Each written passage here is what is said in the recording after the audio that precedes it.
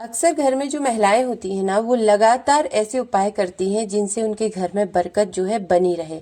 लेकिन याद रखिए, ये काम सिर्फ सिर्फ और सिर्फ महिलाओं के लिए नहीं है कि वो जो रिचुअल्स करेंगी या वो जो उपाय करेंगी उसी से घर में जो है बरकत आएगी।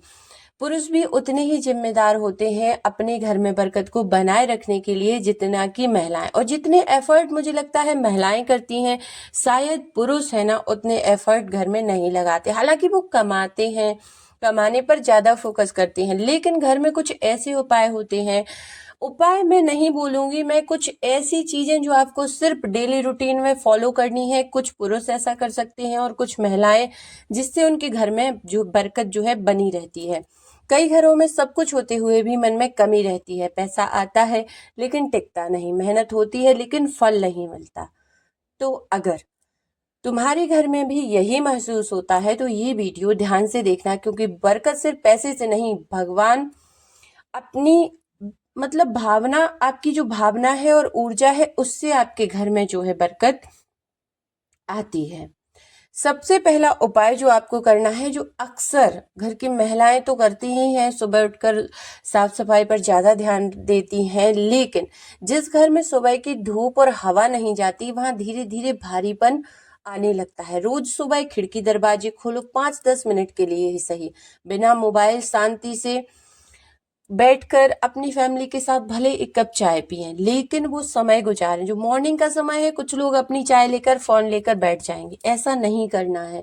खिड़की दरवाजे खोलिए, सूर्य उदय से पहले उठिए। ये अक्सर सभी लोग बताते हैं, आपको पता भी होगा, लेकिन फिर भी आप इस रिचुअल्स को ओनली 21 डेज करके देखिए, आपको बहुत ज्यादा लाभ जो है प्राप्त होगा। दूसरा है, हफ्ते में एक बार घर में पोछा लगता ही है, साधारण पानी से लगता होगा, तो फिर आपको क्या करना है, भले कोई भी एक दिन चूज कर लीजिए, गुरुवार छोड़कर किसी भी दिन आप नमक के पानी का पोछा जो है घर में लगाएं।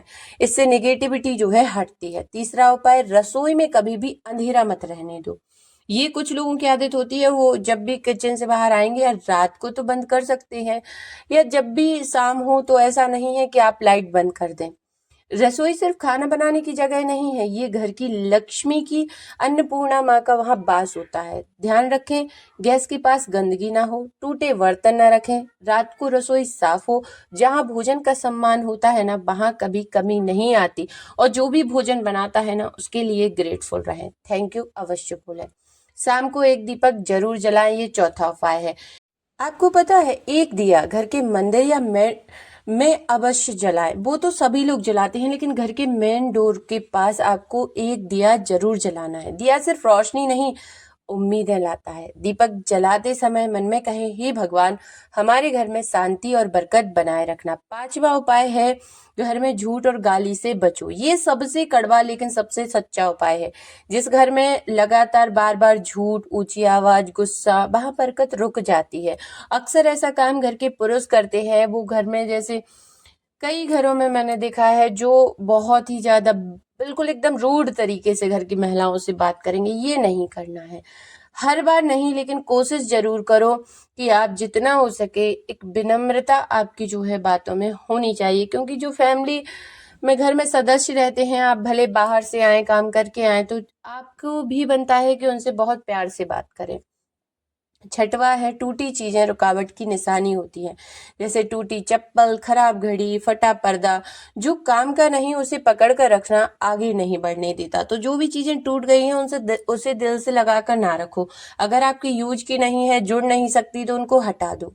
अब ऐसा नहीं है कि आप इतने पैसे नहीं है कि आप एक टूटी घड़ी रखें, टूटी चप्पल रखें, फटा पर्दा, इतना तो यदि आप कर सकते हैं तो आप जरूर करें। उन चीजों को एक्सचेंज यानी कि बदल दें। सातवां उपाय है, गुरुवार और गुरु भगवान का दिन कुछ भी करो, किसी को खाना, किसी को पानी, या सिर्फ धन्यवाद। सेवा छोटी हो लेकिन दिल से हो, जो बरकत जरूर लाती है। आठवां उपाय है, सुबह उठते ही आपको अफर्मेशंस बोलने हैं। आपको बोलना है, आज का दिन मेरे परिवार के लिए बहुत बहुत बहुत बेहतरीन है, और आज मैं पूरे परिवार के साथ अपना दिन खुशी से बिता रही हूँ। मेरे घर में बहुत सारी बरकत है। या जो अफर्मेशन आपको लगता है, मेरा घर शुभ है, या अपने घर के लिए अफर्मेशन बोलो। घर के लिए यदि आप चाहते हैं कि एक फुल वीडियो हो अफर्मेशन के ऊपर कि आप अपने घर को बहुत बहुत भाग्यशाली कैसे बनाएं, तो आप कमेंट कर दीजिए, मैं उस पर डिटेल वीडियो आपको बना दूंगी।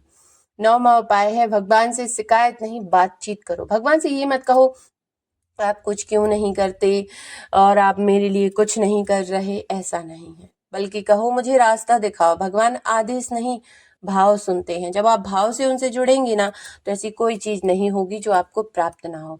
हफ्ते में एक दिन घर में जो है शांति, बिना झगड़ा, बिना शिकायत, बिना टीवी, बस शांति। बरकत शोर में नहीं, शांति में आती है।